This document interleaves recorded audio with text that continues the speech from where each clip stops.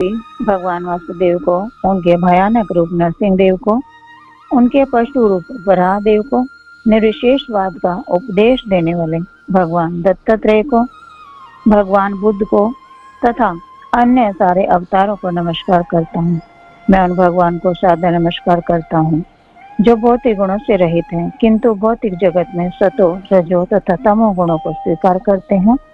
मैं निर्विशेष ब्रह्म तेज को भी सादर नमस्कार करता हूँ। तो हम देख रहे हैं यहाँ पे बहुत ही सुंदर चैप्टर है ये, और गजेंद्र यहाँ पे भगवान की स्तुति कर रहे हैं, बहुत सुंदर स्तुति कर रहे हैं, जो एक गज के रूप में, हाथी के रूप में है। उस योनि में भी आके भगवान की सुंदर स्तुति वो कर रहे हैं। तो कुल यहाँ पे 28 श्लोकों में गजेंद्र ने भगवान की स्तुति की है, तो बहुत ही सुंदर स्तुति है। और हमने देखा कि यहाँ पे कहीं पे भी वो भगवान का नाम नहीं ले रही हैं, बस स्तुति किए जा रहे हैं। और क्या बता रहे हैं कि ऐसी ऐसी स्तुति करें कि शायद ये मनुष्य योनि में भी कोई ना कर पाए। वो इनडायरेक्टली भगवान की स्तुति करें, लेकिन भगवान का डायरेक्ट कहीं पे भी उन्होंने नाम नहीं लिया। इन श्लोकों में हम देखेंगे आगे भी। तो यहाँ पे क्या कह रहे कि आत्म प्रकाशित, पीछे के श्लोक में अगर हम जाएं तो 10 में, कि आत्म प्रकाशित परमात्मा ज्ञान की, जिनके हर आत्मा प्रकाशित है, जिनसे उन परमात्मा को सादर नमस्कार करता हूँ, जो प्रत्येक हृदय में साक्षी के रूप में स्थित है, जो विश्व जीवात्मा को प्रकाशित करते हैं, जिन तक मन, वाणी या चेतना के प्रयासों द्वारा नहीं पहुंचा जा सकता। तो कहीं पे भी वो नाम नहीं ले रहे हैं, लेकिन उनके गुणों का वर्णन करें। हर स्तुति, हर श्लोक में गुणों का वर्णन किया गया है। तो यहाँ पे भी आज के श्लोकों में भी अगर हम देखें तो वहां पे भी क्या कह रहे कि मैं सर्वव्यापी, जो सर्वव्यापी है, सर्वत्र हैं, हर जगह है, कण कण में है, उन भगवान वासुदेव के, उनके भयानक रूप नरसिंह अवतार एक रूपों में आते हैं। अतः कोई यह नहीं कह सकता कि ईश्वर नहीं है। तो अगर हमें दिखाई नहीं देते, कोई कह सकता है कि ईश्वर दिखाई तो नहीं देते, तो हम क्यों माने?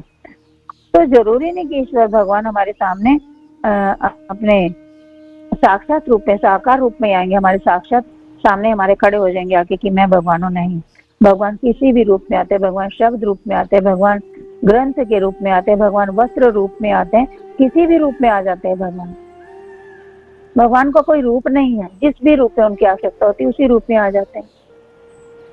हिरण्यकशिपु ने वर मांगा था, मुझे कोई नर ना मारे, ना मैं मानव से मरूं, ना मैं शस्त्र से मरूं। तो भगवान ने ऐसा रूप प्रकट किया कि जो उन्होंने वरदान मांगे थे हिरण्यकशिपु ने, उन सब से वो रूप बाहर था। द्रौपदी के सामने भगवान वस्त्र रूप में प्रकट हो गए और उनकी रक्षा करी द्रौपदी की आंखें। तो भगवान जहां भी जिस रूप की आवश्यकता होती है, जितने समय की आवश्यकता होती है, जितनी शक्ति की आवश्यकता होती है, उतनी शक्ति प्रदान करते हैं, उतने ही समय के लिए आते हैं। नरसिंह देव हिरण्यकशिपु का वध करने, हिरण्यकशिपु का वध किया और चले गए। और यहाँ पे भगवान आए गजेंद्र का उद्धार करने। जब भगवान ने देखा, और गजेंद्र का पूरा परिवार था साथ, लेकिन जब उन्होंने देखा कि हम कुछ भी नहीं कर सकते, तो वो अकेला मरने के लिए छोड़ गया उनका परिवार। कितना बड़ा परिवार था, लेकिन जब कष्ट आए, विपदा आई गजेंद्र का, तो सब छोड़ के उनको चले गए। पहले उन्होंने बचाना चाहा, लेकिन कुछ नहीं हुआ। उसके बाद अगर वो चाहते तो वहीं पे रुक भी सकते थे, लेकिन वो सब छोड़ के चले गए। तो ऐसे ही ये भौतिक संसार है। हमारे पास जब विपदा आती है, कोई कष्ट आता है, तो हर कोई साथ छोड़ देता है कि हमसे कोई सहायता ना मांग ले, कुछ कभी धन की सहायता ना मांग ले, कभी घर की सहायता ना मांग ले, कभी कुछ खान पान की सहायता ना मांग ले, इसलिए सब साथ छोड़ देते हैं।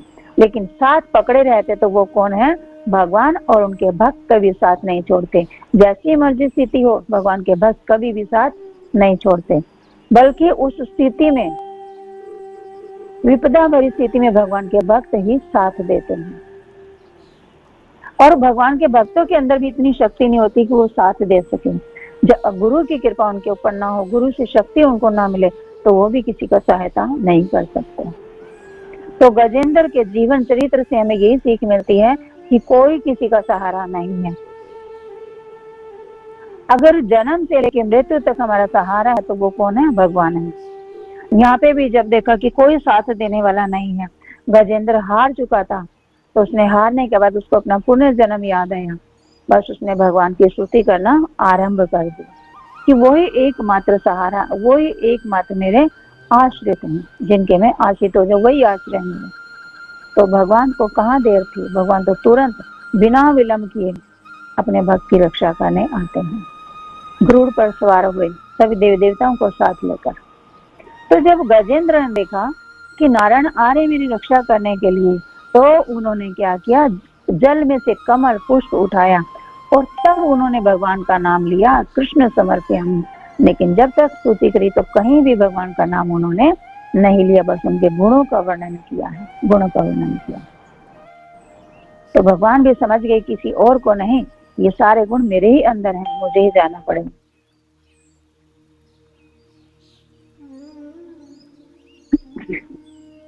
तो आगे श्रील प्रभुपाद बता रहे हैं कि कोई ये नहीं कह सकता कि ईश्वर नहीं है। ज्ञान घनाय शब्द का प्रयोग यहाँ विशेषता उन लोगों के लिए हुआ है जिनका ज्ञान मानसिक चिंतन के माध्यम से श्री भगवान की खोज करते करते पथरा आ गया है, यानी कि खराब हो गया है। पूर्ण पुरुषोत्तम भगवान को जानने के लिए उथला ज्ञान व्यर्थ होता है, किंतु जब किसी का ज्ञान गहन तथा गंभीर हो जाता है तो वो वासुदेव को समझता है। वासुदेव सरमिति स महात्मासु दुर्लभ। ज्ञानी इस अवस्था को अनेक जन्मों के बाद प्राप्त करता है। अतएव यहाँ पर ज्ञान घनाई शब्द का उपयोग हुआ है। शांताय शब्द सूचित करता है कि भगवान वासुदेव प्रत्येक जीव के हृदय में स्थित हैं, किंतु जीव के साथ कोई कर्म नहीं करते हैं। निरशेषवादी ज्ञानी वासुदेव की अनुभूति तभी कर पाते हैं जब वे ज्ञान में पूर्णतः परिपक्व हो जाते हैं। वासुदेव सरमिति स महात्मासु दुर्लभ। तो बहुत सुंदर प्रभुपाद यहाँ पे समझा रहे हैं। यहाँ पे उथला ज्ञान का वर्णन श्रील प्रभुपाद कर रहे हैं। तो भगवान को जानने के लिए उथला ज्ञान व्यर्थ है। उथला ज्ञान है क्या, कि उथला ज्ञान को हम थोड़ा सा उदाहरण से समझ सकते हैं। जैसे कि हमने कोई चीज बनाई और हमने देखा कि इसको बनाकर मैं सेल करूंगा या करेंगे, हम इसको बनाकर सेल करेंगे तो उससे हमें धन की प्राप्ति होगी, यानी कि वो भौतिक लाभ के लिए उथला ज्ञान है। जैसे बड़े बड़े इंजीनियर होते हैं ना, वो सब क्या करते हैं, कुछ ना कुछ बनाने की योजना करते रहते थे। उथला ज्ञान उसमें महत्वपूर्ण है कि अपना बिजनेस करना है, कैसे बिजनेस को ऊंचाइयों पे लेके जाएं, कैसे ये काम ये चीज बनाएं, कैसे इसको आगे सेल करें, कैसे बिजनेस को आगे बढ़ाएं, कैसे हमारी सेल बढ़े, आमदनी बढ़े। तो ये उथला ज्ञान वहां पर काम आएगा। तो अगर भगवान को हमें जानना है तो उथला ज्ञान क्या है, व्यर्थ है, व्यर्थ है उथला ज्ञान, तो हम इसका यूज नहीं कर सकते। लेकिन जब किसी का ज्ञान क्या है, गहन हो जाए, डीपली में चला जाए एकदम कि भगवान को जानना है, तो गंभीर हो जाता है और तब वो वासुदेव को समझता है, तब वासुदेव को समझता है। वासुदेव सरमिति स महात्मा सुदुर्लभ, यानी कि वासुदेव को समझना सुदुर्लभ है।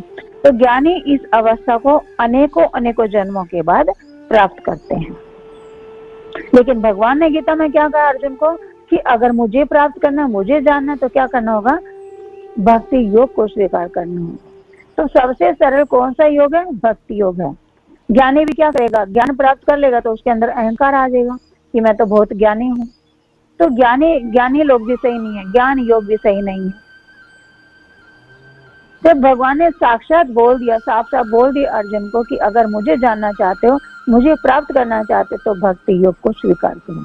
तो भक्ति योग ही सरल है, भक्ति योग ही सिंपल और सरल है कि हमें इसी साधन को अपनाना है। भक्ति योग के माध्यम से हम भगवान को जान सकते हैं और भगवान तक पहुंच सकते हैं, भगवान का प्रेम प्राप्त कर सकते हैं भक्ति योग के माध्यम से। तो फिर हम कहीं और क्यों जाएं? अगर हम अकेले ज्ञान प्राप्त करना चाहेंगे ना तो अहंकार आ जाएगा, लेकिन भक्ति के साथ साथ ज्ञान की भी आवश्यकता है। अगर हमें ज्ञान ही नहीं होगा कि कैसे भक्ति करनी, कैसे भोग लगाना है, कैसे भक्तों से व्यवहार करना है, कैसे गुरु महाराज के सामने जाना है, कैसे गुरु को प्रणाम करना है, तो ये सब ज्ञान ही नहीं होगा तो फिर भक्ति भी बेकार है। तो भक्ति के साथ साथ ज्ञान प्राप्त करना है, उसे ज्ञान योग कहेंगे। खाली ज्ञान नहीं, खाली ज्ञान में अहंकार आ जाता है और वो ज्ञान प्राप्त करते करते करते करते एक दिन क्या है, शरीर छोड़ देते हैं, कोई लाभ नहीं उसका, ना ही ध्यान योग का ना ही ज्ञान योग का। से भक्ति योग के माध्यम से हम भगवान को जान सकते हैं, जिसके साथ साथ ज्ञान योग भी आवश्यक है, खाली ज्ञान नहीं, ज्ञान योग। तो यही प्रभुपाद यहाँ पे बता रहे हैं कि किंतु जीव के साथ कोई कर्म नहीं करते भगवान। तो जब वे ज्ञान में पूर्णता परिपक्व हो जाते हैं तो वासुदेव सरमिति स महात्मा सुदुर्लभ, तब वो वासुदेव को जान सकते हैं। तो इस श्लोका से हमें यही समझ आ रहा है कि भगवान को कैसे जान सकते हैं। इसमें दो प्रकार के ज्ञान बताए गए, ज्ञान घनाए और उथला ज्ञान। तो उथला ज्ञान व्यर्थ है भगवान को जानने के लिए, तो हमें क्या करना होगा, गहन गंभीर होना होगा, गहन ज्ञान में जाना होगा, तभी हम भगवान को जान सकते हैं। और वो कैसे जान सकते हैं, भक्तों के माध्यम से, परमाणु गुरु के माध्यम से, शास्त्रों के माध्यम से। वरना तो यहीं पे भौतिक संसार में हम गोते लगाते रहेंगे। श्लोक संख्या 13। क्षेत्र ज्ञान, बाहरी शरीर की प्रत्येक वस्तु जानने वाले को नमः, मैं नमस्कार करता हूँ। तुभ्यम, आपको, सर्व सब कुछ, अध्यक्षाय, अध्यक्ष को, साक्षिणे, जो साक्षी परमात्मा या अंतर्यामी है, पुरुषाय, परम पुरुष को, आत्म मूलाय, मूल स्रोत को, मूल प्रकृति, पुरुष अवतार को, जो प्रकृति तथा प्रधान के उद्गम है, नमः, मैं नमस्कार करता हूँ। अनुवाद व तात्पर्य श्रील प्रभुपाद द्वारा। श्रील प्रभुपाद की जय। मैं आपको सादर नमस्कार करता हूँ। किसको करते हैं, तो कोई नाम तो लिया ही नहीं। मैं आपको सादर नमस्कार करता हूँ। आप परमात्मा हर एक के अध्यक्ष तथा जो कुछ भी घटित होता है उसके साक्षी हैं। भगवान ने गीता में कहा ना प्रकृति के बारे में कि प्रकृति भी मेरी अध्यक्षता में कार्य करती है, कि हर एक के अध्यक्ष कौन है, भगवान है। तो गजेंद्र जानते हैं, इसलिए तो कह रहे कि आप परमात्मा हर एक के अध्यक्ष तथा जो कुछ भी घटित होता है उसके साक्षी हैं। आप परम पुरुष, भौतिक प्रकृति तथा समग्र भौतिक शक्ति के उद्गम हैं। आप भौतिक शरीर के भी स्वामी हैं, अतएव आप परम पूर्ण हैं। मैं आपको सादर नमस्कार करता हूँ। श्रीमद् भगवद गीता 13.3 में श्री भगवान कहते हैं, क्षेत्रज्ञं च अपि माम विधि सर्व क्षेत्रेषु भारत, यानी कि हे भरतवंशी, तुम्हें यह समझ लेना चाहिए कि मैं सारे शरीरों का भी ज्ञाता हूँ। हम में से हर व्यक्ति सोचते कि मैं यह शरीर हूँ या यह मेरा शरीर है, किंतु वास्तव में सच्चाई क्या है, इससे अलग है, इससे भिन्न है। हमें ये शरीर किसने दिया, भगवान ने दिया। तो इसके स्वामी कौन हुए, सर्वप्रिय स्वामी कौन है, भगवान। उन्हीं के द्वारा शरीर दिया गया है। जीव जो कि क्षेत्रज्ञ अर्थात शरीर का ज्ञाता भी है, वह शरीर का एकमात्र स्वामी नहीं है। शरीर के वास्तविक स्वामी तो पूर्ण पुरुषोत्तम भगवान है, जो परम क्षेत्रज्ञ है। परम क्षेत्रज्ञ क्या मतलब कि भगवान हर शरीरों के स्वामी हैं। हमारे अंदर जो आत्मा है, तो हम एक शरीर के बारे में जान सकते आत्मा के माध्यम से, दूसरे शरीर का हमें नहीं पता है ना। पति पत्नी है, वो भी अपने अपने शरीरों को जान सकते हैं। पति पत्नी के शरीर को नहीं जान सकते, उसके शरीर में क्या रोग है, क्या है, वो क्या चाहती है, और पत्नी पति के बारे में नहीं जान सकते। तो इसलिए हम अपने ही शरीर के बारे में जान सकते हैं कि मुझे कब क्या चाहिए, कब सोना है, कब खाना है, मेरे शरीर में क्या रोग है, कहाँ दर्द है, मुझे क्या चाहिए। लेकिन भगवान क्या है, हर शरीरों के ज्ञाता है, वो हर शरीर के बारे में जानते हैं। इसलिए उनकी क्या कहा गया, सर्वव्यापी कहा गया है। सर्वव्यापी कहा गया, वो परम क्षेत्रज्ञ हैं। लेकिन हम एक शरीर के बारे में भी ठीक से नहीं जानते। उदाहरण, हम किराए का मकान लेकर उस मकान में रह सकते हैं, किंतु उस मकान का असली स्वामी तो कौन है, मकान मालिक है। इसी प्रकार हमें भी किसी एक प्रकार का शरीर दिया जाता है, जिससे हम इस भौतिक जगत का भोग कर सकते हैं, किंतु इस शरीर के वास्तविक स्वामी तो पूर्ण पुरुषोत्तम भगवान होते हैं। वे सर्वाध्यक्ष कहलाते हैं।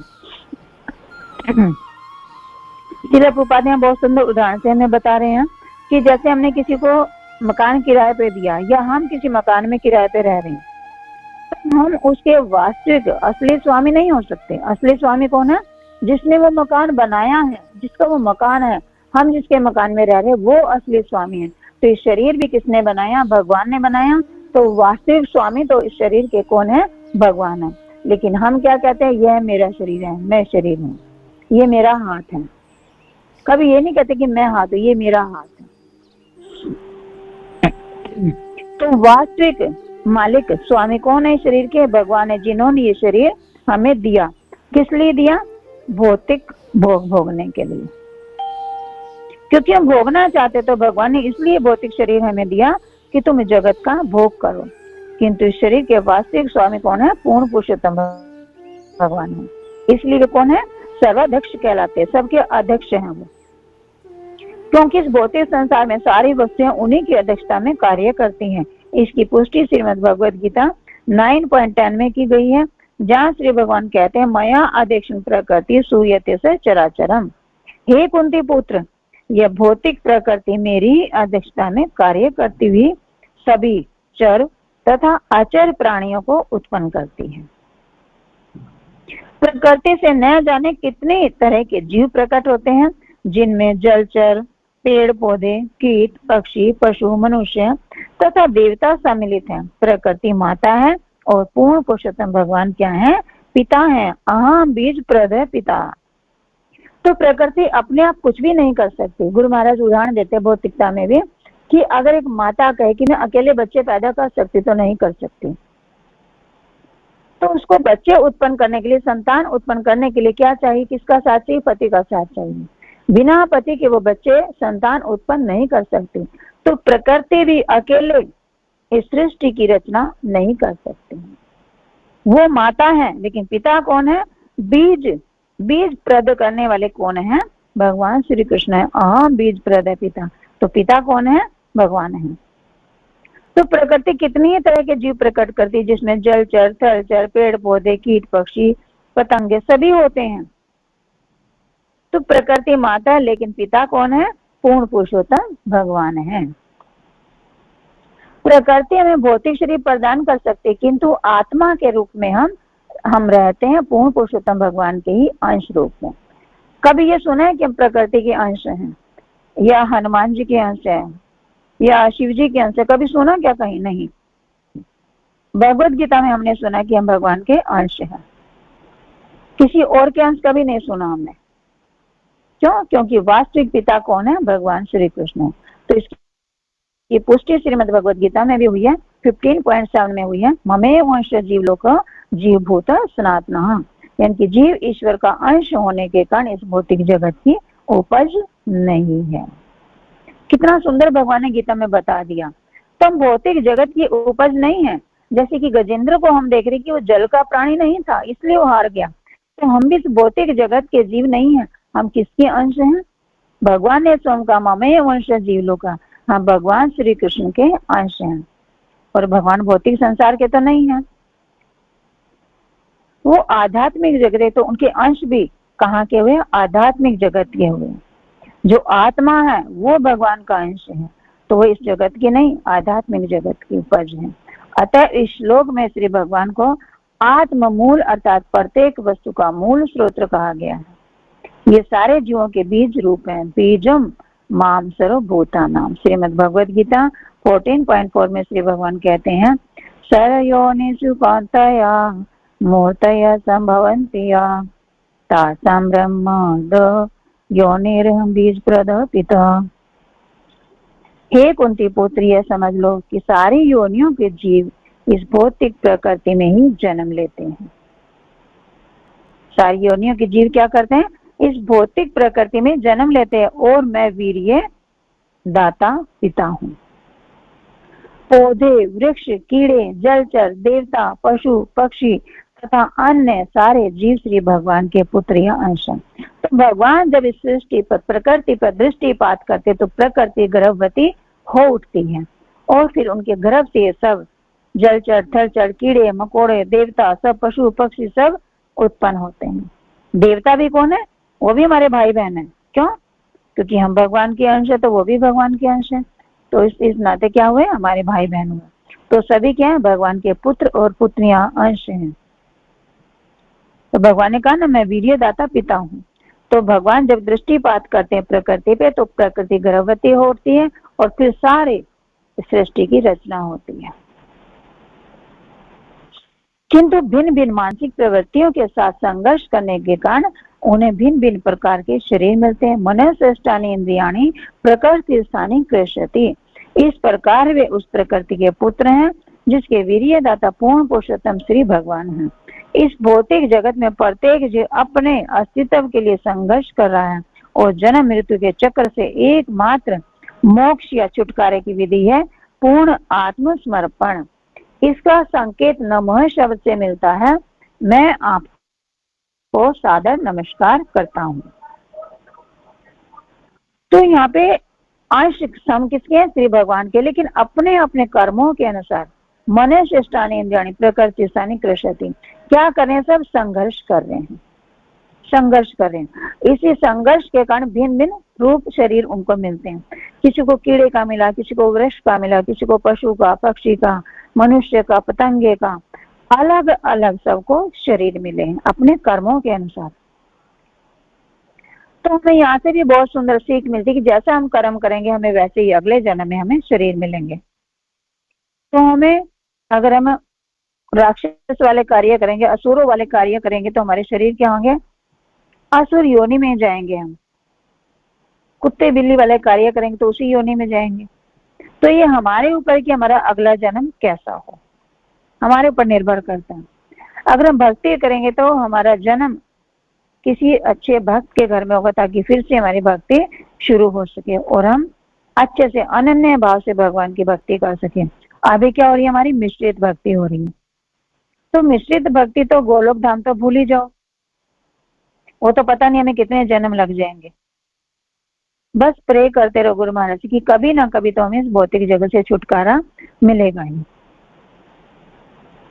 हमें सपने नहीं देखने चाहिए गोलोक धाम के, बस ये प्रयास करना चाहिए कि कब हम भगवान के अनन्य भाव से भक्ति कर पाएंगे, कब कब हमारा जो भौतिक भोग है इनसे विरक्ति मिलेगी हमें। तो इस श्लोक में बहुत सुंदर यही बता रहे कि हम सब कौन है? भगवान के अंश हैं। हम किसी देवी देवता के अंश नहीं है, किसी बाबा बापू के अंश नहीं है। गुरु महाराज बताते हैं भगवान श्री कृष्ण के अंश हैं और हमें वहीं पहुंचने के लिए प्रयास करना चाहिए, साधन करना चाहिए। अपने साधन को स्ट्रॉन्ग बनाना है हमें, तभी हम अच्छे साधक कहलाएंगे। अगर हमारा साधन ही स्ट्रॉन्ग नहीं होगा तो कहाँ से हम अच्छे साधक होंगे, कहाँ से अच्छे भक्त होंगे, कहाँ से हमें गोलोक धाम मिलेगा? नहीं। तो हमें प्रयास करना है इसी जन्म में हम अच्छे साधक बन सके, अनन्य भाव से भगवान की भक्ति कर सके। तो ये जीव अपने अस्तित्व के लिए क्या करे? संघर्ष करे और जन्म मृत्यु के चक्र से एकमात्र मोक्ष या छुटकारे की विधि क्या है? पूर्ण आत्मसमर्पण। पूर्ण आत्मसमर्पण हमें किसे करना है? भगवान को करना, गुरु के माध्यम से, परमाणु गुरु के माध्यम से। अगर परमाणु गुरु को ही हमने आत्मसमर्पण कर दिया ना, पूर्ण आत्मसमर्पण कर दिया, तो फिर हमें भगवान तक पहुंचने में कोई नहीं रोक सकता, कोई भी नहीं रोक सकता, कोई भी नहीं रोक सकता। पहले हमें गुरु को समर्पित होना होगा, उसके बाद बारी आती है भगवान की। तो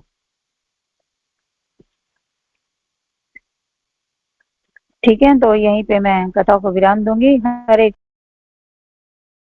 कृष्णा, क्योंकि पढ़ने होने का